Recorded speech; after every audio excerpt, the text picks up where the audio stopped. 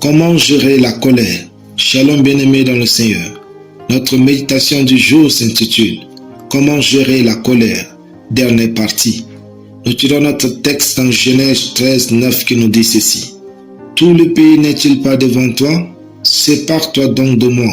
Si tu vas à gauche, j'irai à droite. Si tu vas à droite, j'irai à gauche. » Alléluia.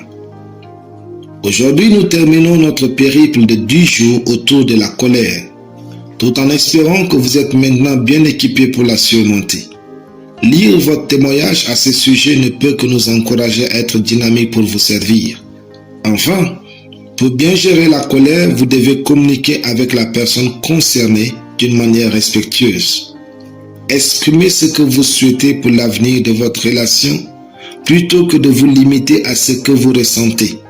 Souvent, les gens ne disent pas ce qu'ils attendent de l'autre, et ce qui fait que les mêmes causes produisent les mêmes blessures et colères.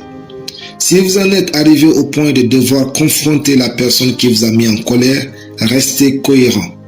Dites ce qui vous a blessé et ce que vous souhaitez vivre dans le futur.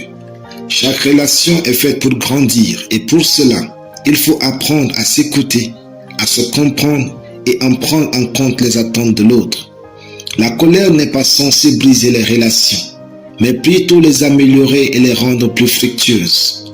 Si vous êtes dans une relation où la séparation est impossible, comme avec les beaux-parents, les frères et sœurs ou les collègues, etc., dites-vous que Dieu peut vous apprendre quelque chose en vue de votre futur. Il est important de discerner ce que Dieu veut vous apprendre et comment vous devez vous comporter. Quelquefois aussi, le diable va utiliser les gens que vous aimez pour vous énerver.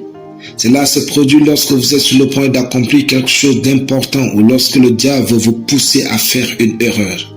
Dans ce moment-là, ne cédez pas, restez calme et concentré. Vous êtes plus élégant que votre colère. Lorsque vous visez quelque chose de grand, éloignez-vous de tout ce qui est susceptible de vous mettre en colère. Fuir n'est pas toujours un signe de faiblesse, mais de sagesse. Ne soyez pas prompt à vous emporter à tout bout de champ. Si vous pouvez vous contrôler, vous produirez plus de fruits que de paille par votre vie. Alléluia. Prions. Merci Seigneur pour ta parole.